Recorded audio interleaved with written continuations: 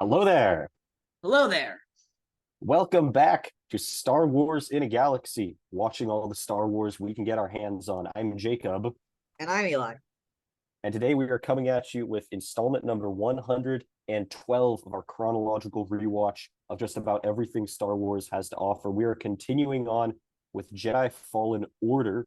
We are going with the Gamer's Little Playground compilation of every single cutscene that this game has to offer. It is 3 hours and 40 minutes long in total. And today we are looking at an hour and 20 in to 2 hours in. So that is going back to Zepho for the second time, popping out to Ordo Eris, the station, and then back to part two of the missions on Kashyyyk. A lot of stuff happens in this chunk. We get some big reveals, some big character moments. We start out back on Zepho. Cal is navigating his way through the Empire's grasp. He's through the following through the tomb of Nick Troll. Yeah, through the tomb of Nictrol. He's following the clues left behind by, of course, the archaeologist himself, Master Cordoba, until he runs into one second sister, also known as Trilla. She reveals that she was Seer's apprentice. They have a lengthy exchange. Cal is understandably shocked by this revelation, while Trilla tries to warn him that he might get betrayed as well, and not to befall the same fate that she did. They do battle. They do battle with their lightsabers, and Cal almost dies, but thanks to some quick thinking by BD1, he escapes and continues his search through the tomb while on a lengthy phone call, basically, with Trilla. Essentially, eventually he makes it out. However, he is ambushed and captured by the Huntsman. The Huntsman is some sort of bounty hunter who takes him to the space station of Ordo Eris, where he is made to gladiate against vicious beasts. And once again, the Huntsman, at the behest of Sork Tormo, he does defeat the Huntsman this time, and just in the nick of time, Greasy Money and the Mantis come crashing in to rescue him, and they go back to Kashyyyk now with a contact to be able to find Tarfful. However, once they get to Kashyyyk, Cal is accosted by the ninth sister, who almost shoots Cal out of the trees with her ship. However, Cal is saved by a giant Shio bird. Did I Yeah, write that down that's right? fine. Shio He is Shio, yeah. he is saved by a giant Shio bird, this giant vulture-like bird, who basically swats the TIE Reaper out of the sky, and then we end off on Cal going with the Shio bird, helping remove a piece of the ship from its leg, and then finding out about Cordoba's discovery of the Astrium. Anything else to add, Eli? No, I'll just say that nothing else possibly bad could ever happen to that bird. Not, I'm not spoiling anything for next week, but nothing bad will ever happen to that bird ever again. So Okay, it's good to know that. that's the last thing I wanted to hear, because Yeah, I was getting to be a fan of the Shio birds. I was. yeah, no. Nice bird. Shame if something were to happen to it. What was I gonna say? But yeah, we gotta really. I said in my closing thoughts on this, it's probably the most diverse, story wise and location wise and like thematically wise that we've gotten in this game. It's the most varied. It's the most like we go a lot here. This 40 minutes pulls a lot of weight. We do. Yeah. This definitely feels like end of Act 1, beginning of Act 2 of this game. I mean, I think the Trilla reveal, obviously is a major turning point, and we see how Yeah, that kind of it tears Cal and Seer's relationship asunder, with no clear indication yeah. of when that's going to be. when that's going to be patched up, if it is, you know? I did the math. It's revealed about 40% of the way through the game, which I think is about right for this sort of twist. It's like just in terms of narrative structure, I think some really interesting. It's a we'll talk about it more when we get to it, which will be pretty soon. But I will not sing that twist's praises enough. But anything you have before the lightsaber duel and the twist? I love the dark cave exploration scenes. I really like how they use just Cal's lightsaber and BD's light, and you have to find your way just using those. Also, shout out to the Zeta class transport that we see taking off. Shout out to Rogue One, where that ship originated from. Nice little tie in there. Yeah, shout out to Rogue One, or not. You could also just not. I will shout out Rogue One, Eli. I know you don't. I know you won't shout out Rogue One, but I love Rogue One, and I will shout it out, even though you somehow think that it's mid, and you say that at every possible every possible opportunity. I just doing it at this point. But behind the scenes, guys, anyone who's listening, behind the scenes, Eli, anytime Rogue One is mentioned, Eli comes right in with the mid one. Like it's beyond a joke at this point. It's just a reflex. I don't actually hate it. It's a bit. Is it my least favorite live action Star Wars film? Yes, it is. But do I hate it? No. Is it the best live action Star Wars movie from the Disney era? Yes, it is. I will stand on that. I'm sorry, Eli. I'm sorry. I have to stand on that. Not even the best spin-off movie. Oh, this is a conversation for another time. This is the Thunderdome right here. We could go all day on this subject, but we got to keep it on. We got to keep on schedule for now. I love the scene of the joke, the BD telling the joke. Cal says, "Oh, BD, got any jokes?" And then we don't even get to hear what the joke is. Straight up episode 4, just entire scenes of C-3PO and R2-D2 talking. We only hear one side of the conversation. I love it. That's so incredibly goofy. Yeah, it's very campy. It's very goofy. It feels like a throwback. I love that. I love that moment. The Grease humor. I feel a pit in my stomach, and this time I don't think it's Grease. It's Grease cooking. Moments like that. But I mean, come on. It's all about the second sister. Yeah, I will just say one thing before we get to the fight, which is just that when we hear in the holograms Steve Bradley Baker's voice as the clone troopers, that's a nice surprise. It's just nice to hear that voice again, because obviously we've heard a lot in TCW and Bad Batch, but going on, we're going to start hearing that voice less and less and less. Unfortunately. Yeah. I mean, I do like. I was a big fan of the Clone Wars wreckage, all the little things that they kind of put in, not as nods to the Clone Wars, the kind of like seeing this graveyard of sorts of the Clone Wars. I really like when they do things like that. It was really cool in retrospect of the TCW finale, because the graveyard that they made out of those clone helmets on Zepho looks like the one that Ahsoka made out of the clone helmets at the end of Victory and Death. Yeah, again, Eli, what do we say? It's like poetry. Every stanza sort of rhymes with the last. Yeah. Even though this was made first. It's been too long since we got to say that. Hopefully it'll work. I mean, I like the fight. I love the dialogue. I will say one thing about, I think one thing that really holds JFO back for me and these games back, and it's not a big thing, but it's just something I was thinking about, is video games as a, I guess this is kind of the thing, is that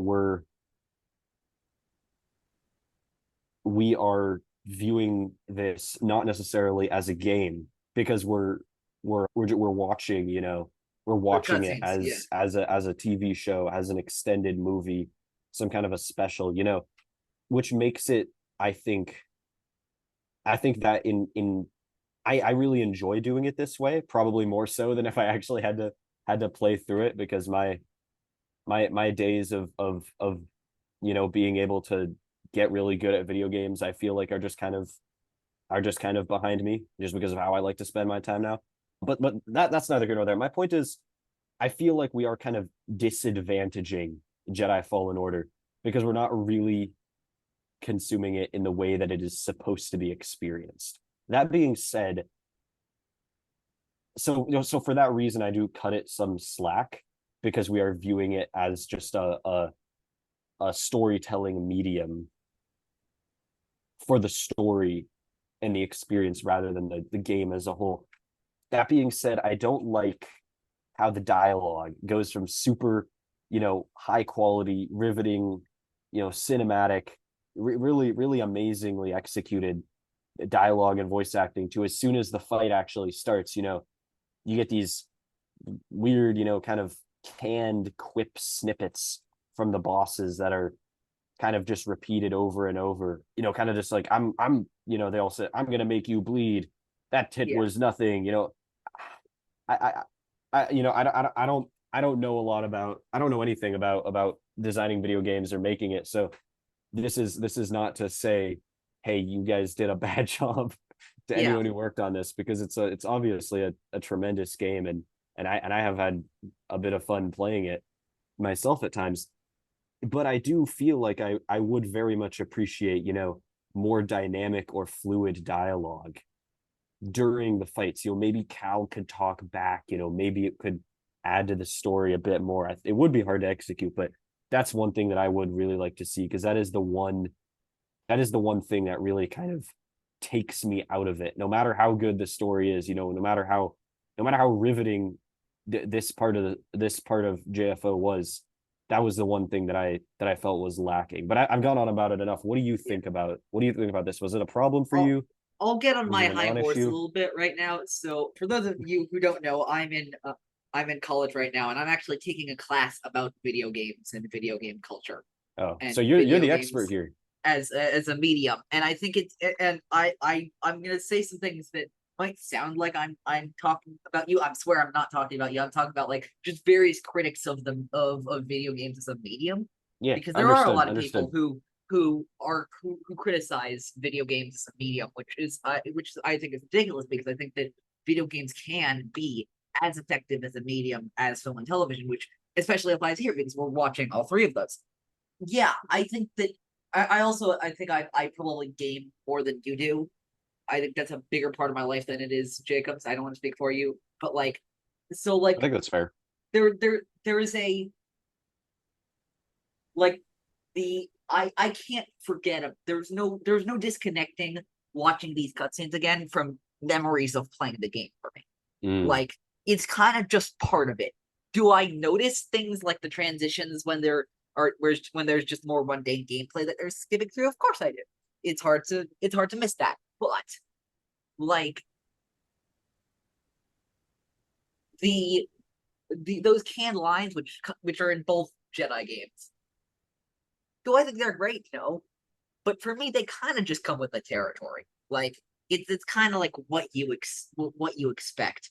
And are they good? I no. Am I defending them? No. Do they matter that much to me? No, they don't. And I think that, as you said, it's a harder thing to execute in video games. I'm certainly not saying letting them completely off the hook for that. At the same time, there are some great moments in this game separate from those things, and obviously most of them happen in the cutscenes. And for example, one of the things, and I will say that, like, generally speaking, even though the duels in this game, in both Jedi games, are fun, they have a harder time convincing me of being top lightsaber duels, like, general, like, cinematically wise, just because a lot of it is about control, and a lot of it is about how you personally fight. There's one exception to that. There is a duel that I think no matter if, regardless of how you play, and it's not in this game, it's in Survivor, is one of the greatest duels in Star Wars history. And major spoiler for Survivor, but I don't care at this point. It's been out for how long? 5-6 months? Oh yeah, anyway, I'll say it. I think one of the best Star Wars duels that ever has happened in one of these games, and it's the duel between Seer Junda and Darth Vader in Jedi Yeah. Survivor. It's so good, and there's so many great dynamics to it. And of course, we'll get to that when we're covering Survivor.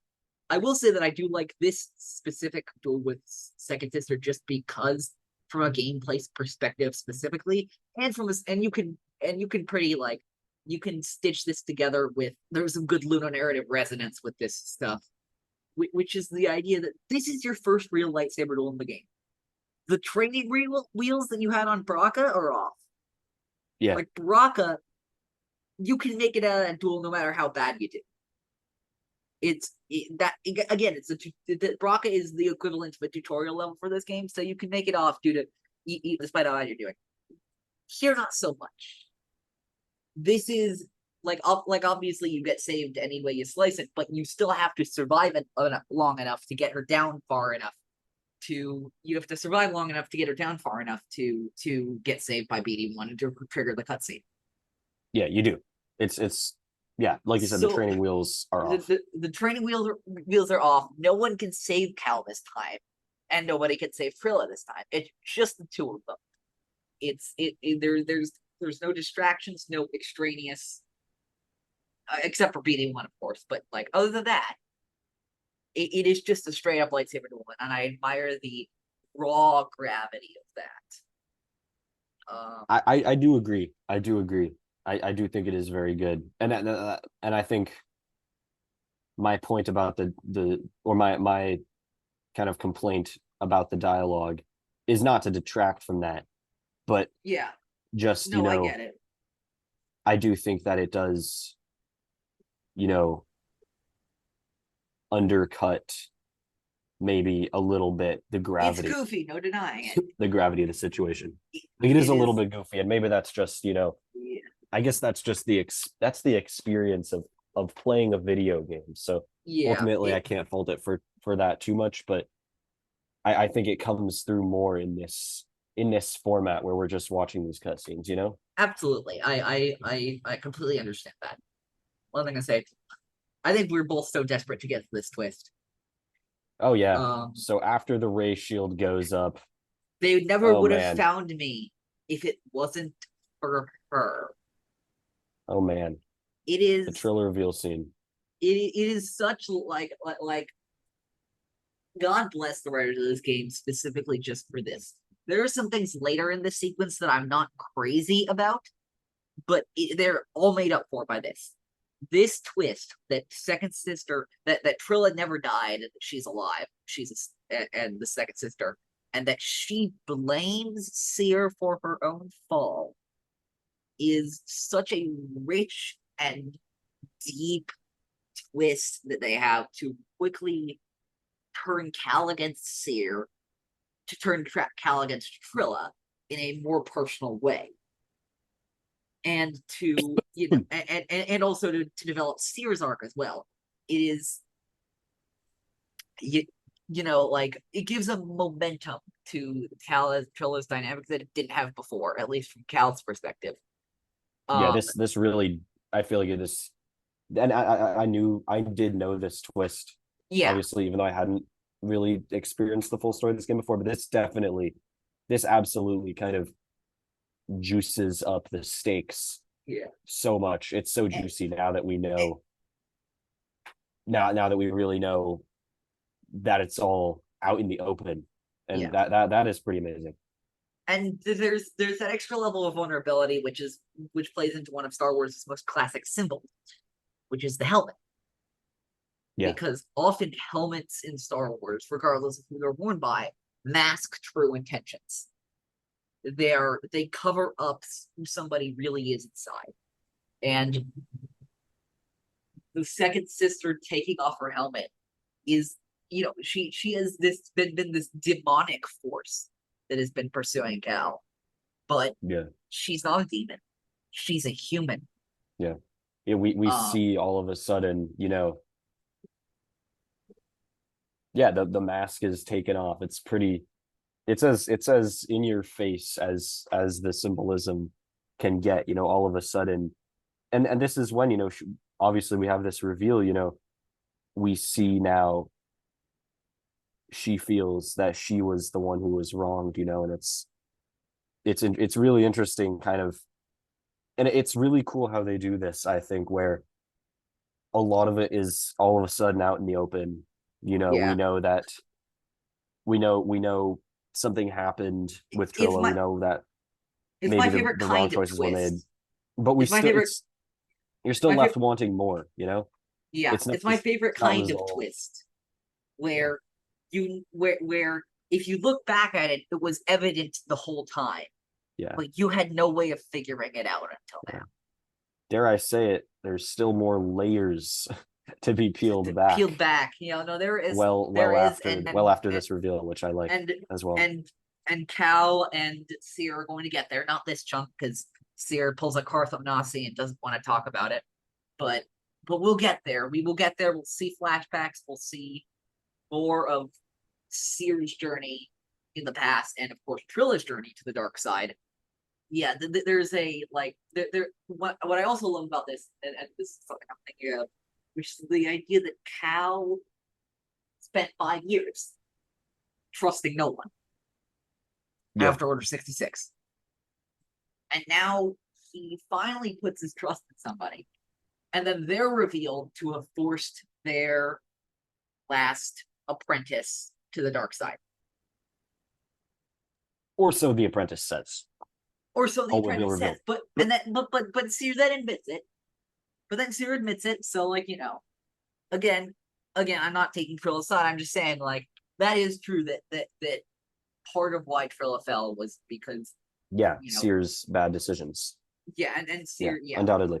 And so of course Cal does the thing that he hadn't done in years, and then the first time he does it, it fails fantastically. Yeah, Um, it does fail and him. Yeah. it is, am I doomed? Do I trust Seer? Who have I been manipulated by more, Seer or the Empire? We know the answers. The audience knows the answers. Am I doomed? No. Do I trust Seer? Yes. Who I've been manipulated more by? Seer or the Empire? Oh, you mean the lady who told one lie to you, or the the government that made your entire religious and ethnic group go extinct? Yeah. I wonder which one you trust less. Well, I mean, he does kind of also he kind of makes the choice, for his own dedication and for the mission, he there's that moment that I find a very meaningful moment, when they're on the ship, and Seer just says later, Cal, later. And then Yeah. Cal agrees, and he just says later. Now we have a lead. We're going back to Kashyyyk. And I Yeah, think and I think that, what was I gonna say? I think that we see Cal's dedication to the cause, yeah, he has that dedication to the cause, and I think that it's interesting because so Trilla obviously said that to push him towards a darker path, but then he goes to Kashyyyk and picks, honestly, probably the lightest path he's picked in the game, defending life, doing all this kind of stuff, doing this very Jedi stuff, which is very interesting.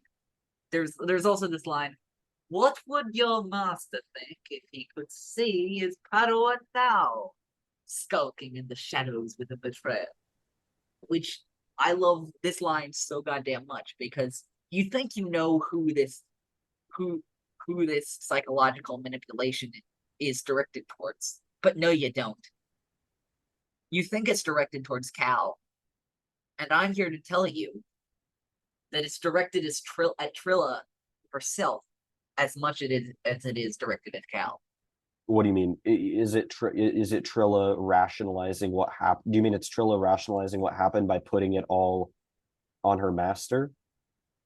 What do you mean by Yes, that? actually, that's exactly what I'm saying. Oh, okay, Um, yeah. I'm saying that Trilla is like obviously she's putting it in the words to try and attack Cal, but like if you take out that first part, like what would you like if you just replace Seer, what would Seer think if she saw me now, skulking in the shadows with the people who brought down the order?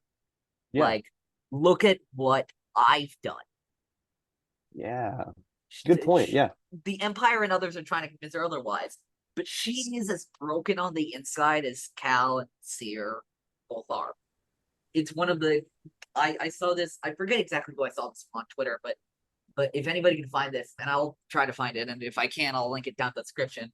But like there's somebody who was talking about the idea of that all the characters in this game are broken. Cal, Seer, Trilla. When we meet Marin, that'll be true of her too. And not uncommon for Star Wars. Yeah, but this game specifically is about brokenness. Yeah. And about how those four people try and fail to try and fix each other up. And and that's the emotional core of this game for me. Is the finding people who have also been broken, who also share past traumas, who also share this feeling of isolation and aloneness. And that's what Trilla tries to do with Cal here. And of course what she's trying to convince herself about, that she made the right choice, and that it's Seer's fault that because here's the thing. Did Seer help fail Trilla? Did Seer put Trilla on the path to darkness? Yeah, she did. But whose decision was it for Trilla to go to the dark side? It was her own. No matter what happens, ultimately, your decision to go to the dark side will always be your own decision. There are definitely things that can influence you, and those can be discussed and argued to death, as many have with certain Star Wars characters that I will not mention on this show. But ultimately, the decision to go to the dark side is always up to the person. Unless there's like some sort of magic spiritual thing involved. We're talking about like Savage Opress or some shit. Yeah, well, it's think always that the person's decision to do that. I think that you're right to an extent. I think that also there's always an element, or in many cases of characters in Star Wars, falling to the dark side, I think we see kind of a shared narrative that the fallen character has of externalizing everything that's happened to them and rationalizing it, whether or not they felt that way at the time, regardless of what actually happened, rationalizing what they did as if they had no choice. Or there's actually two ways, because on the other hand, we see at some points, some people really embracing it, like Kylo Ren saying to Han Solo, Ben Solo is gone. He was weak and foolish, so I destroyed them. And Trilla definitely falls into the former category, obviously, where she is putting it all, she is rationalizing what she still, despite her allegiance to the dark side, what she doesn't know is wrong of her to do on some level. She is rationalizing it, that she had no choice, that it was not her fault, that it wasn't her, it was the actions of other people that not even forced her to do that just caused that to happen to her. Because that's how blaming Seer, because blaming Seer, to your point, and as we talked about with the reverse last episode, blaming Seer is easier than facing the truth. Yeah. That part of this was her decision. A big part of this was her decision. Did Seer cause it? Absolutely, but the decision was still, of course Trilla was tortured, and I'm not trying to minimize that. But it was still her decision. It's still her decision to keep wearing that helmet. It's still her decision. Everything that she does in this game is ultimately still her decision. Yeah, and I think there's actually something that can kind of help us understand this in the book of, if we go back to Legends, to the book of Sith, that little red handbook that I love so much, Palpatine says, there when you're turning someone, there comes a point when you put them in a moment, you put them in a moment of profound crisis, a moment when they do something, they commit an act that is unforgivable, or they do something They that they go can't too far. rationalize. They go too far. And at that point, it's it's almost like It's fish in a barrel. it's easier to just dig your hole deeper. If there's anything, if we can form a real world metaphor, if there's anything that we've learned from the rise of a certain Cheeto colored short fingered politician in the past 7 years, it's that to his supporters, you never have to face the people telling you that digging the hole is stupid. If you just don't look up and never stop digging, then you never have to Yeah. admit that you shouldn't have been digging in the first place. I think a similar thing is true here. It's like, yeah, it's exactly like that, I think. Nothing the news says could possibly impact you if you decide it's fake.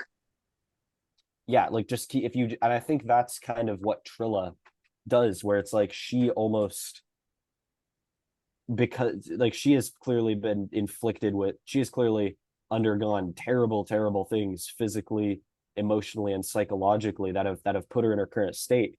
But she doesn't want to face that she also was a part of that, and not even necessarily, let's take it out of responsibility of falling to the dark side, since I think that is not even really what it's about, since we can go on and on about that and say, well, it's not about your choice to go to the dark side, since I think in some respects that often doesn't feel like a choice, and in that person's subjective reality, it's not necessarily a choice at all.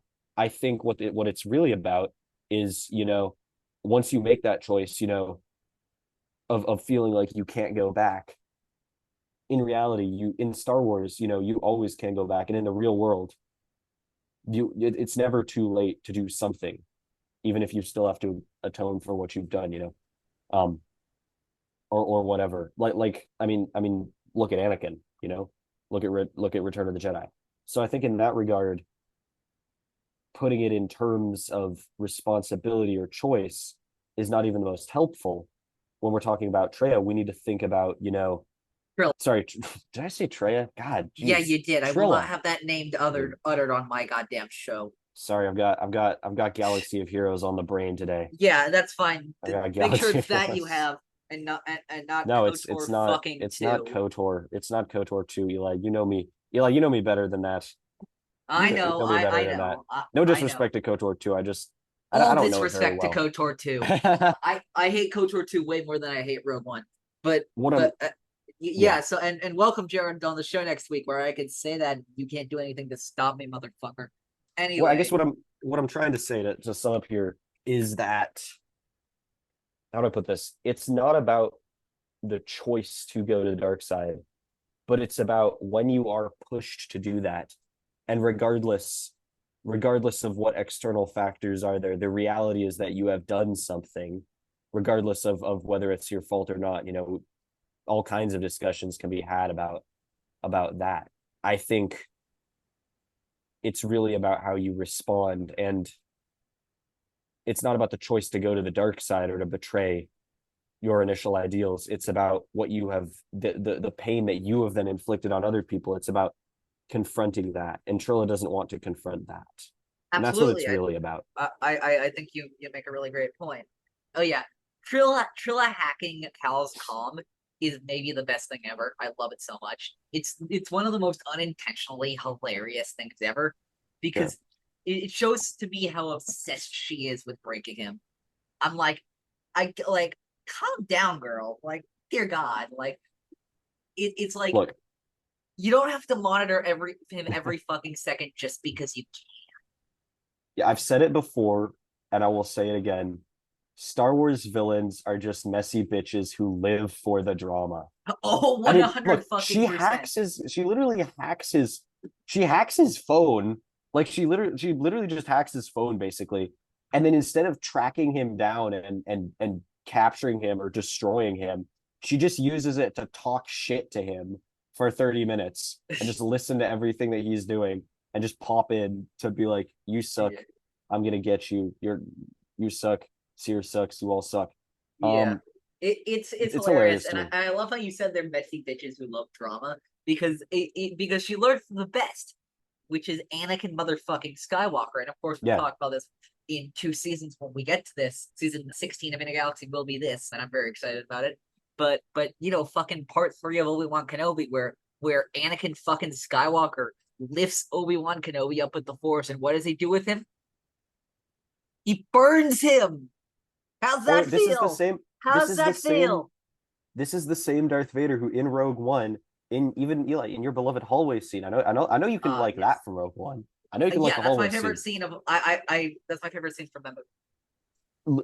In this hallway scene, he turns off all the lights on his life All the support, lights. presumably turning So that off his life support so that he can turn on the lightsaber and have an epic reveal. Not only that, when the Tantive 4 escapes and he's standing there out on that little plank, like presumably he's in the vacuum of space space, but he's and just his cape vibing there is to have a rippling. His cape is so the only conclusion, suspend disbelief, it's Star Wars, but the logical conclusion is that he is using the force to make his cape ripple in that moment just to get the perfect angle. Because one of his stormtroopers is like he's probably got one of his stormtroopers on camera duty at all times. oh, So absolutely, take this yeah. picture, send it to the Emperor, make Propaganda sure I footage and shit like crop that. it, make Yeah, sure I look good, take my yeah. angles right, and But send them to the Emperor yeah, yeah, and all of that is great. put him But on the still, holonet.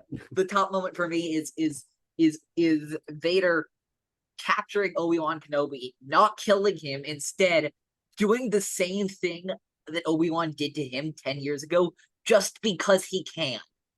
Yeah, Like that is some messy ass bitch stuff. It's fantastic. Speaking of Obi-Wan Kenobi, when Cal says to Seer, "You're no," Cal says to Trilla, "You're a monster," and then Trilla responds, "I am what Seer made me." And I know it came first. I know it came. This one came first, but I'm sorry. Obi-Wan Kenobi did it better. I'm sorry, Jedi Fallen Order. Obi-Wan Kenobi just did it better. I am what you made me with Anakin and Obi-Wan. It's just better. I'm sorry. You tried. naturally. But what am I gonna say? So yeah, after Trilla cuts off the comp connection with Cal, he starts falling midair, and right in midair as he's falling, we get what do we get, Jacob? We get Another flashback. another flashback, which I always love. Yeah, Your lightsaber lies there, out of reach, but you can remain connected through the Force. The Force connects everything. We hear Obi-Wan say this. One of the first things that Ben says in New Hope. It binds us. It it it it penetrates us. Wow. I know it surrounds says us, penetrates us, and sounds binds the surrounds. galaxy So together. wow. Yeah. Guess I'm not Surrounds the only us. one forgetting my Star Wars basics today. No, absolutely. I've been slacking on New Hope recently. I gotta rewatch New Hope for some reason. Yeah. I surrounds us, it penetrates us, it binds the galaxy together. I thought it would the thing in my head was binds penetrates binds, and I knew that wasn't correct because I knew he didn't repeat anything. But yeah, like everything has some at least has some tangential connection with something else in the universe. In Star Wars Galaxy Our Own, like it could be a bad thing, but more often than not, it's a beautiful thing. Cal needs to learn that he needs those connections more than ever, and that's what Trilla's trying to do. That Trilla's trying to isolate him yet again, and a Jedi cannot be isolated. A Jedi must be connected to the universe. That's why isolate doesn't work on that. That's why isolate is specifically bad for Jedi in Galaxy of Heroes because they need to be connected with each other to get those debuffs out. Anyway. Oh geez. I decided to make a joke out of that one to see when you'd notice that one. Galaxy of Heroes humor. Yeah. Very niche audience. And outside Galaxy of Heroes, fuck Darth Vader. Anyway. Hey, Trilla. Omicron Trilla. If you know, you know, bro.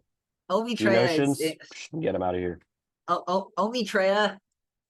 I hate to admit that I've Omi'd her, but I've Omi'd her. Hey man, dude, my Gear 11 Treya team has no problem with R3, R5 Geo teams on offense. That's fantastic. I think I have Trey at 12, and yeah, I can pretty much deal with any relic Geonos. Geonos, no fucking problem. I think I can actually do that without the Omicron, but it just makes it easier. Well, the Omicron gives the Omicron prod. gives the extra damage, huge amounts of damage, and Geonosians, they're assisting every turn. No, that's not what the Omicron does. That's not. Wait, hold up. Have I been used? Wait. What does the Omicron do? The Omicron grants the extra prod. Still very good for that team. Oh, it is. I'm just saying the assisting out of turn. I'm pretty sure is the Zeta. Oh. It's not the. Oh Omicron. no, you're right. Yeah, you're right. Anyways, so, yeah.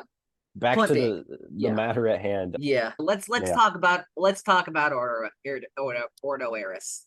Let's talk about Ordo Eris. Which, I don't really by have the much to say way, here.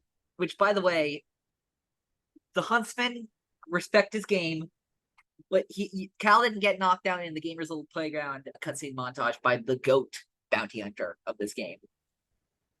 There's many playthroughs. I think my first playthrough, I was knocked out by this guy, but there's a bounty hunter named Bagonk, who has the funniest name in Star Wars, Bagonk, and it should have been Bagonk. That's my 2 cents on that. It should have fucking been Bagonk.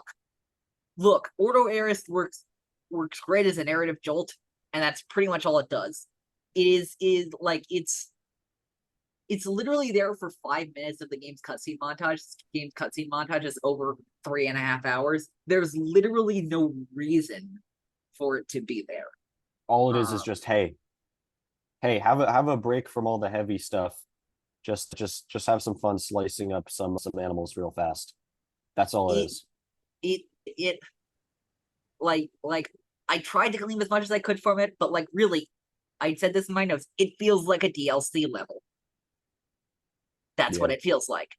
I don't know. I could have gone without this, honestly. It didn't absolutely. need to be here. Yeah, it was just a strange. I mean, the location's cool, gameplay design's really cool, but from the narrative perspective, did not need to be there at all. Kashyyyk too. One of the things I noticed, first of all, is how different the Shadowlands look in canon than Legends. Because remember when we were going through KOTOR, the Shadowlands were like this dark undergrowth of the forest and other kind of stuff.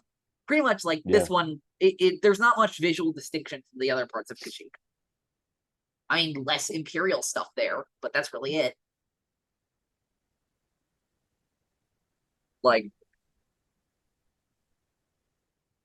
Yeah, no, that is pretty much it. There's not as much of a distinction, which is interesting. Tarfful. This is the weird thing about Tarfful. It's that Tarfful. I felt this every time I've played or watched anything related to this game. Do you feel like the Tarfful stuff is just like he's just kind of there? Like it's kind of underwhelming. Like there's no grand reveal or anything. Tarfful's just kind of there. Yeah, I don't know. I mean, it is what it is. I think it's all right. Definitely not the most memorable part, but I mean, the Ninth Sister flying in on her ship. My reaction, I literally just wrote down, "Oh God, not this again." Ninth Sister is a character that doesn't really work for me throughout both of her appearances in the Jedi game. She is my Darth Maul of these 2 games, honestly. Where I never really liked her to begin with, and then they brought her back, and I liked her less. But we'll get to her in the duel, which is admittedly a great duel next episode. But we got a flashback. I forgot there was a flashback on Kashyyyk, which is the double jump. Good. Keep falling. Keep getting back up. That's the only way to succeed. That was amazing. Yeah. Let go of what you fear to lose and rise up. Or, as another Jedi Master might say, a small and green one might say, do or do not. There is no try. Yeah. And then one final thing with this around the story, which is that great line that Cal says to BD1, the war never ended here, which I think is made retroactively so much better by Tribe, that episode of Bad Batch. where, you know, the Wookiees have been engaging in battle against the Empire and sometimes the Trandoshans basically for 5 years nonstop. And we know that they basically won't stop until the Empire, like, they basically don't get a rest from it until the Empire is defeated. Yeah.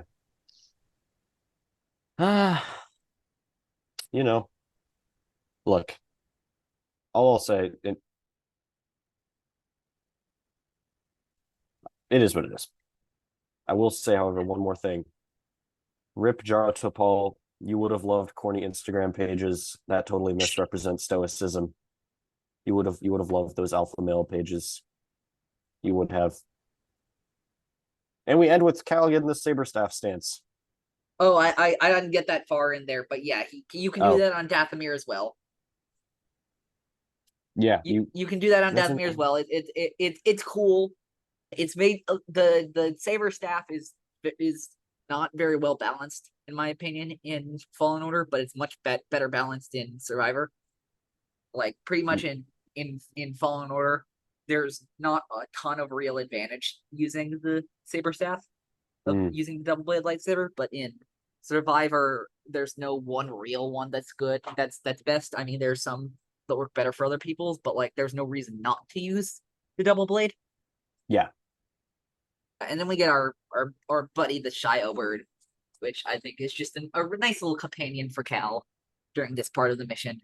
But what do you think, to wrap this all up, what do you think of this section of the game? So this section of the game, I think it was the best one yet of the sections that we've split it into of what we watched. This was my favorite one yet. I really enjoyed it. I thought, you know, the little stop off at the gladiator station, you know, totally could have done without that. But other than that, phenomenal. You know, Kashyyyk too, a little bit underwhelming so far, but nothing egregious. But really, just the entirety of Zepho Part 2 is so brilliantly executed. All these cutscenes and the way that the story is laid out. You know, everything with Trilla, with Cal and Seer, and then just those little moments and little embellishments and details they put in with, you know, Cal, you know, fleshing out, you know, his relationship with BD1, his relationship with Grease, you know, just building up that warm and fuzzy, you know, familial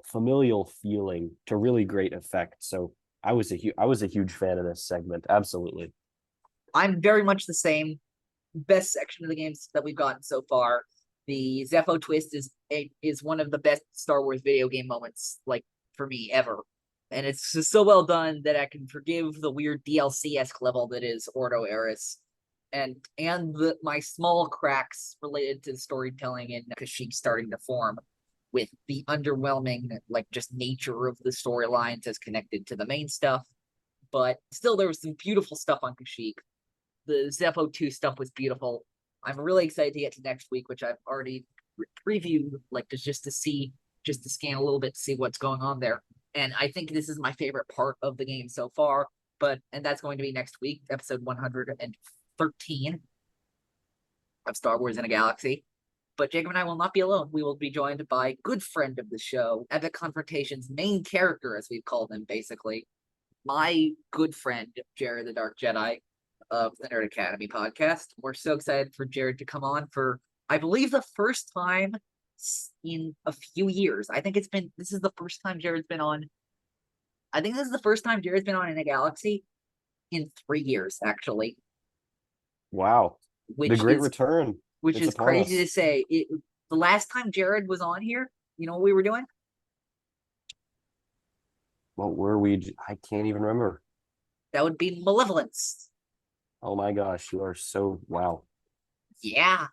It's been since Malevolence. It's been a long time. It's been a long time. It's been a long time coming. I'm ready. I'm excited. And believe us, it is not anything against you. I've been on TNAP every single week to discuss Ahsoka, except for this week. I'm not going to go on TNAP, which actually, by the time this comes out, you will have already this will have already happened. But check out Jacob and I, because we are going to be talking with Scotty, J-Ro, Jerry the Canon Junkie, and Adam Frazier about part 8 of Ahsoka that will have come out. We're releasing this on Friday, so and the episode's on Thursday, so it will have come out by the time we put this out. But check us out there. We're so excited that Scotty and Jerry have invited us on, and excited to share the stage with somebody as respected as Adam Frazier. I wasn't gonna say. Oh yeah, but yeah, that's gonna be it for this episode. But until next week, you can follow us on all the social medias at In a Galaxy Pod.